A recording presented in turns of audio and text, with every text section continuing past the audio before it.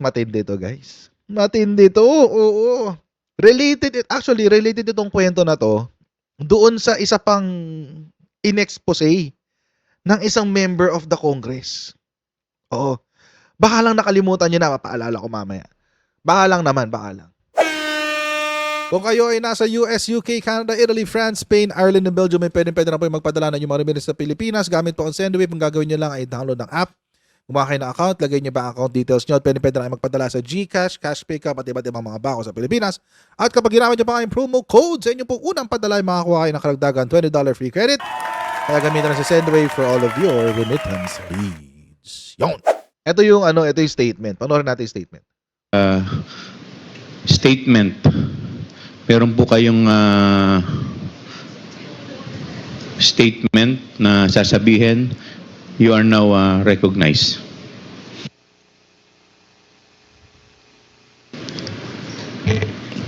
Thank you, Mr. Chair. Yan na. Before I start, I just want to say that this is a very difficult thing to do, and I apologize to my children who didn't like me to join this this session, and also my colleagues who are my friends, but I have to read my statement. My name is Gloria Humamil Mercado, and I have dedicated over 40 years to public service in the government of the Philippines. In my last year with government, I served as the Undersecretary for Human Resource and Organizational Development of the Department of Uy, Education. pareho kami ng work, HROD. I was appointed as DepEd Undersecretary by President Marcos, as recommended by Vice President Sara Semerman Duterte in 2022, and I assumed office in August of 2022 and February 2022.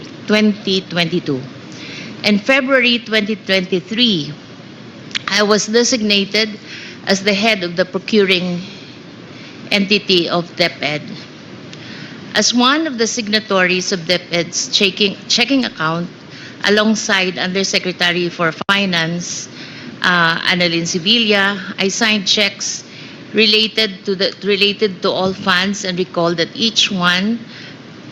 some of the checks that I signed amounted to 37,500,000 pesos. Nice. Between Nice. February 2023 to September 2023, I received a total of 9 envelopes labeled Yun! HOPE, my concurrent position in DepEd during that time. Agoy! These envelopes were handed to me mostly by Assistant Secretary Sunshine Fajarda, which she says came directly from Vice President Duterte. What she would typically say as she hands the envelope. It would appear that I received this envelope by virtue of my office as HOPE. Attorney Fajarda is the wife of Edward Fajarda, who is the Special Disbursement Officer. Although the exact date evades recollection, sometimes during the course of my tenure with DepEd, a member of my staff informed me that an inquiry was made by one of our officers in the field that Mr. Fajarda had made inquiries about the bank accounts of several individuals, and if divulging such information to him was permitted. My office confirmed that it was upon the instruction of the Office of the Secretary. Evidently, it would appear that regional directors and other employees on the field would also receive sums on top of the regular salaries. Sometimes in October 2023, as the likelihood of a bidding failure for DepEd computerization have become apparent, I was approached, by Attorney Monsayak, and he suggested in the presence of other officials who was with me that the bidders should just discuss among themselves. Mag-usap-usap na lang para hindi masayang yung pera ng 2023. Yan, naalala. Ito. Itong part na to, mga Kojero. Itong part na to, naalala nyo, meron tayong vlog before? Ito. Yung all of a sudden, nagkapare-pareho yung presyo ng binibid na laptop. Ito yun eh. Oo, expose yun ni Bonggalon eh.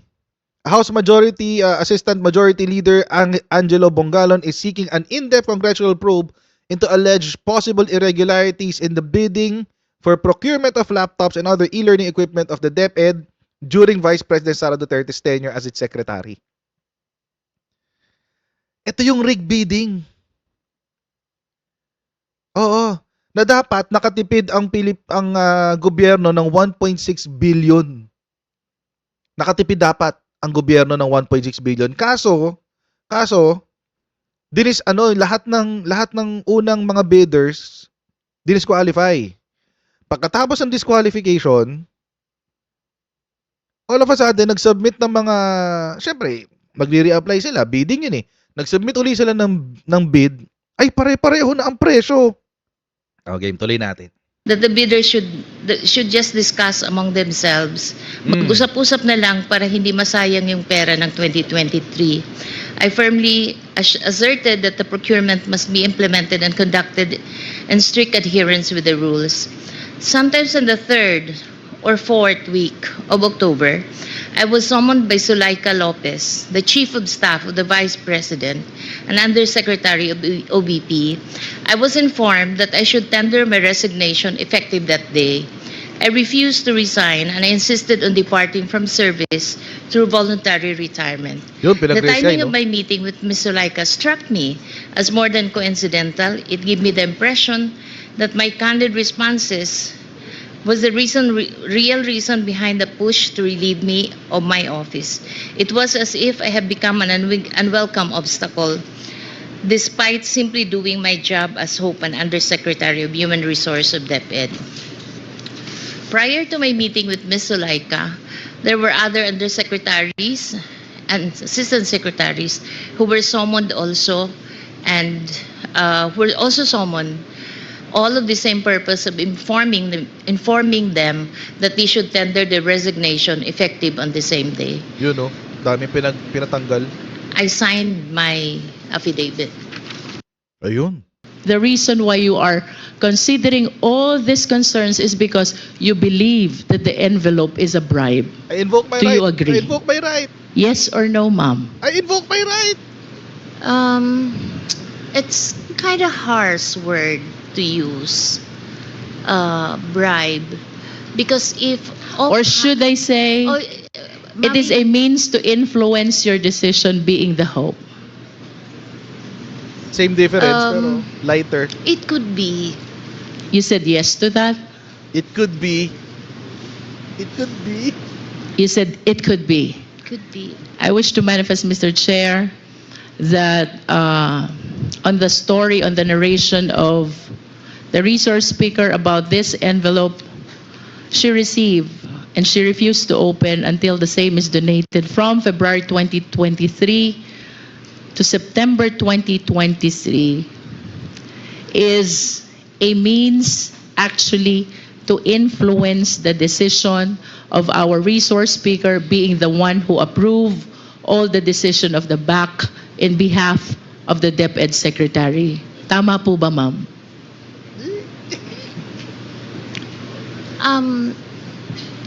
Ingat There ka, was ma'am. only one instance that I could recall na but there was no one spoke to me about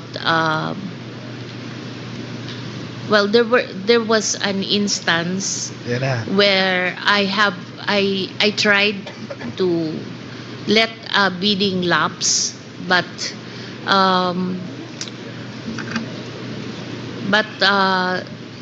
I ended up signing it because there was a protest.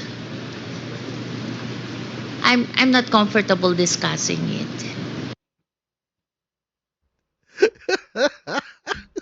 Kailangan, alam niyo mga kotsero, kailangan ng executive session para makuha yung impormasyon na yun. Alam niyo, pasabog yung sinabi ni ma'am na yun Oo. Meron daw isang bid na hinayaan niyang mag-lapse. Siguro walang nag-qualify. So hinayaan niya mag-lapse. Pero pumirma siya dahil may pumrotesta. Baka merong nagpumilit. Sinabi, pirmahan mo na yan now na. Ganun. Ma'am, kapag balik nyo po ng lower house, kapag sa hearing ulit, make sure may kasama ko kayong abogado. Kasi at that point, your lawyer should have advised you, I invoke my right against self-incrimination. Kasi, kasi tatamaan siya sa, tatamaan siya sa graft eh. Tatamaan siya sa graft. Kapag sinabi niya na, kapag umuo siya dun sa, sa question na, do you think this was a bribe? Pag umuo siya doon, edi sasabit siya sa graft and corruption kung magkakaroon ng kaso. Oo, sabit siya doon. Although hindi niya binuksan, so it could be a sign or it could be argued na hindi niya tinanggap kasi hindi niya binuksan. Pero it was in her possession. Oo. So, yun. Next time po ma'am, pagbalik nyo dyan, kailangan you should lawyer up. Oo, you should lawyer up. Para para na-advisean kayo ng ng maigi kasi delikado yung mga kinakalaban niyo dito, ma'am. Kung makakarating man sa inyo tong video na to, no. Oo, delikado po yung mga kinakalaban niyo, ma'am. Pumapatay po 'yan sa Davao. Oo, kaya you should lawyer up, ma'am. Oo. Pero etong si VP, meron siyang effort to discredit etong si Ma'am Mercado. Ano sinabi ni VP ni Fiona? Hindi, disgruntled ex-employee lang yan. Disgruntled employee lang yan. Huwag kayo magpapaniwalaan dyan. Galit lang sa akin yan, kaya ganyan yan. Yun ang sinabi ni Sara. Oo. Ang sabi niya, Vice President Sara Duterte on Wednesday claimed that Gloria Humamil Mercado is a disgruntled former undersecretary of the DepEd who was let go after soliciting 16 million from a private company. Meron pang isa. Actually, yung pinanood ko yung interview na yun ni Sarah, dalawang case daw yung nangyari kaya daw siya tinanggal. Una, ay yun dun sa pagme-maintain daw niya ng isa pang teacher sa Cebu na COS na contract of service. Pangalawa, ay itong 16 million. Oo. Actually, mga kotsero, sabi ko sa inyo, this is a series of unfortunate events. Bakit? Ang pangit ng sagot ni VP. Oo. Kasi dapat ang sinagot niya yung allegations of an envelope. Yun dapat ang sinagot, the allegation of an envelope. Pero ang sinagot niya ay naninira lang yan. Sinisiraan lang ako niyan. It does not follow. It does not follow, guys eh. Suleika mentioned that I solicited from 2 agencies. So I explained to her that it was a program which our strand developed. There were 2 consultants from UNICEF who developed the app, and then we asked our external partnership office to look for external partners who will be presenting the program because we developed the concept. It was DepEd Guro. It's her being able to contact the 980,000 teachers. Parang kahit nasan siya, pwede niyang makausap yung mga teachers. The second one was for us to do an electronic mode of the RQA. Parang there's no human intervention anymore. Everyone uploads the CV. credential. Tapos bagsak lang ng bagsak. I-assign na lang. The computation of Salary. the teacher qualification is already on Ay, maganda yun high-tech. what do you call this? Wala na siyang human intervention. So that was the O di program. walang bias. It wasn't us who choose who would be the partners who will be invited. It was the external partnership. So we made a presentation to almost all the corporations. And then some of the corporations appreciated that it's a very important program. So some of them committed to buy, kasi what we did is we divided the total fund of 16 million into chewable chunks. So if you're interested with this package, ito lang. If you're interested with it, because not everyone naman wanted to pay the 16 million. But there were 2 corporations who were willing to fund because we wanted to put one in Mindanao, one in Visayas, and one in Luzon. So there were two who committed to fund the full package, and those were the two corporations that Yusek Sulaika said I solicited. So I explained properly. I did not solicit. There's no money involved there. May These show cause yan. are equipments. Walang cash po doon. Equipment siya na ito-turn over sa DepEd. So I feel very sad that up until now, the BP has not been appraised, as I explained it to her people, that we did not solicit. In fact, the two corporations are willing to give an affidavit that I have no solicitation from them of 16 million. Ayun lang. So to reiterate, Mr. Talo si Chair, Sara dun. Yusek, first, this was a sanctioned DepEd project.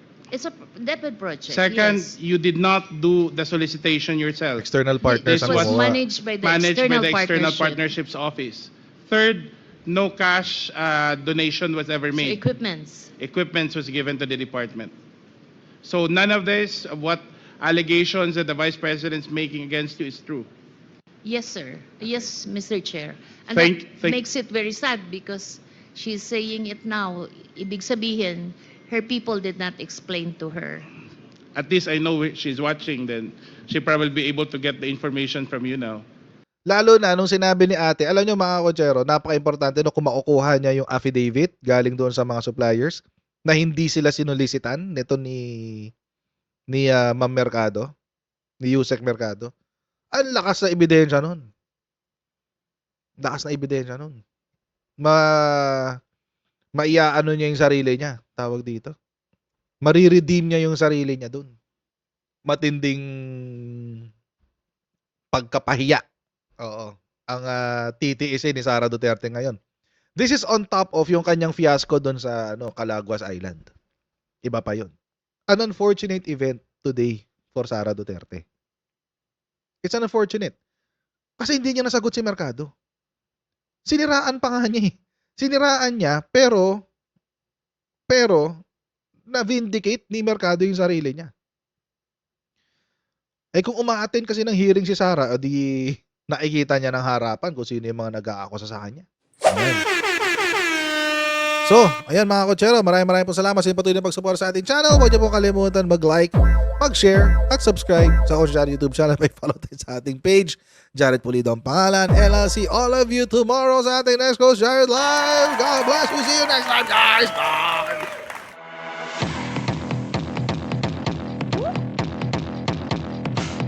Pag ganun, huwag natin gawing tanga mga Pilipino. Mas maganda kasi nasa lugar ka ng tama kaysa yung pinipilit mo yung pagkakamali.